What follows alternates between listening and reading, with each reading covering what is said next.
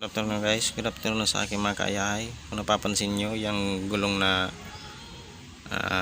naandyan sa harap nyo ay aking papalitan ng bearing.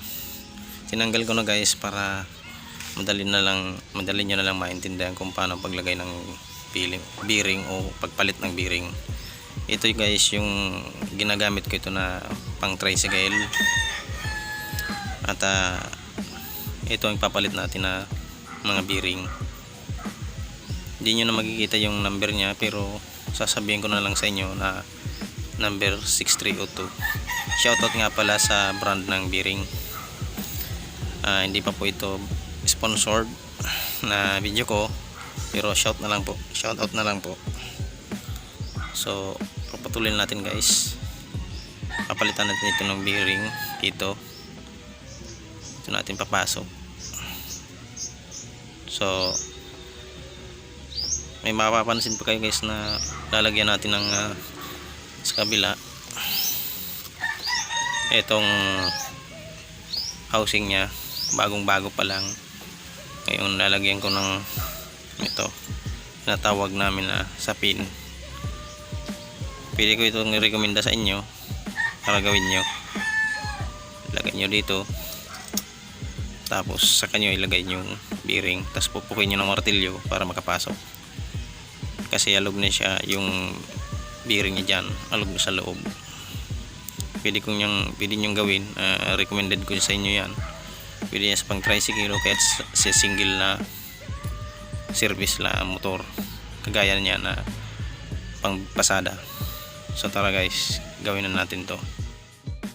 So guys, itong mapapansin nyo, yung bearing na ilalagay ko sa loob may grasa na. Lalagyan nyo ng grasa para maganda. At yan, dapat malinaw siya, yung baliktaran siya guys, yung lalagyan ng grasa. Dito hindi ko muna nilagyan para dito sa labas. So ayan, papasok ko na ito dito. At kuha tayo ng martilyo at itong pupukin natin. Gilid-gilid lang guys, hindi masyadong para huwag dito kasi masisira yung bearing.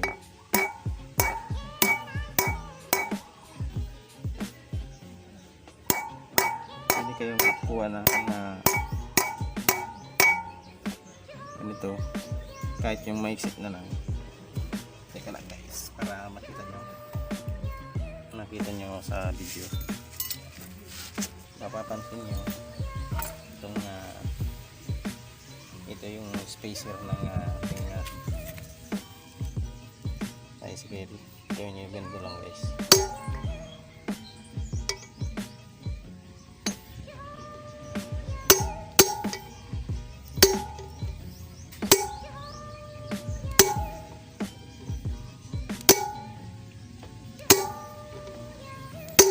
Pumasok ka na para magkaayahay na tayo. Ayahay.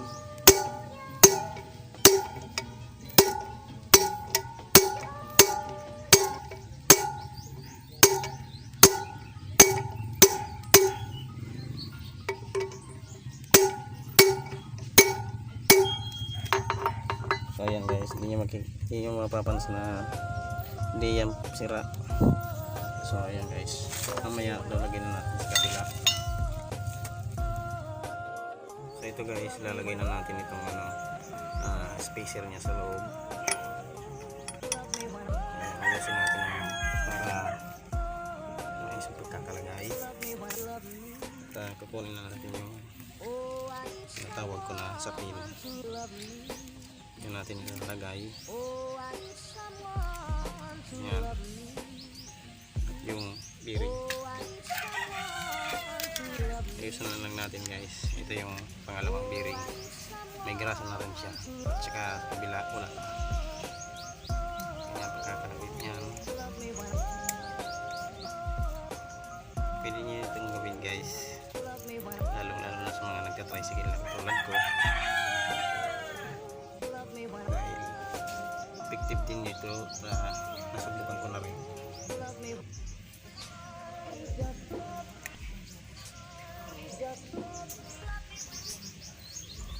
Ayan guys, umupulot po kayo.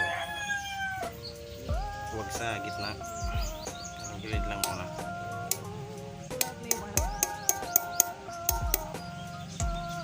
Pwede nyo lang gamitan ito. Ayan guys. Sure bulo siya sa pagpasok, diba? Ayan. Pwede nyo rin itong tanggalin gamit yung tinatawag natin na sinisil. So ayan guys, ang ganda na siya, mahigpit na siya, hindi na shallow. So mamaya titignan natin yung paglagay ng grasa dito at pagtanggal nito.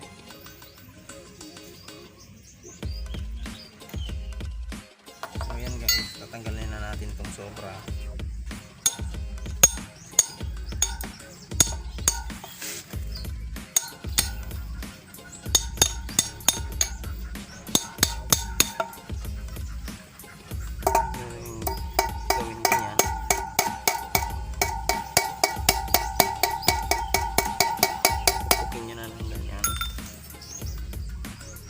Dahan-dahan kayo, baka mas beratan kayo guys. Dapat may place na lang. Pwede nyo rin hindi natanggalin niya guys, para magpamili siya. Kuha na ng ganun, tanggalin nyo ito at lagyan nyo na ng grasa sa labas. So ayan guys, nalagyan. So ayan guys, nalagyan na natin ng grasa at nilagay na natin yung tinatawag namin na sapin sa bearing. Nilagyan ko na ng grasa. Siya nga pala guys, yung grasa na ilalagay nyo dyan, hindi yung malabsay, bang hindi malapot. Dapat yung mas malapot, kasi kapag malapot ang grasa nyo, mas maganda, mas matagal ang grasa sa bearing. So magkabila na pala yan guys. Yan. Yan. Ito guys, ito yung sprocket ng aking tricycle. Yung hulihan na gulong, tawag namin yan sprocket. Pero yung talagang sprocket ito, tawag lang namin sprocket side. Yung bang sa English rear na rear wheel ng motorsiklo sa tricycle. Ito yung oil seal at spacer nito, ilalagay ito dito. Ayan guys, ayan, saka nyo ilalagay doon sa kanyang body, yung tricycle. Yan, nakikita nyo guys, mamaya ikakabit ko na yan dyan. So tapos na tayo guys sa ating pagkabit ng pagpalit ng bearing, bagong bearing at pagsapin nito. Hindi pa kayo nakapag-subscribe sa aking channel, mag-subscribe na kayo, subscribe and hit na notification bell para updated kayo lagi sa aking mga darating na videos. Yun lamang po, and God bless to all. Thank you.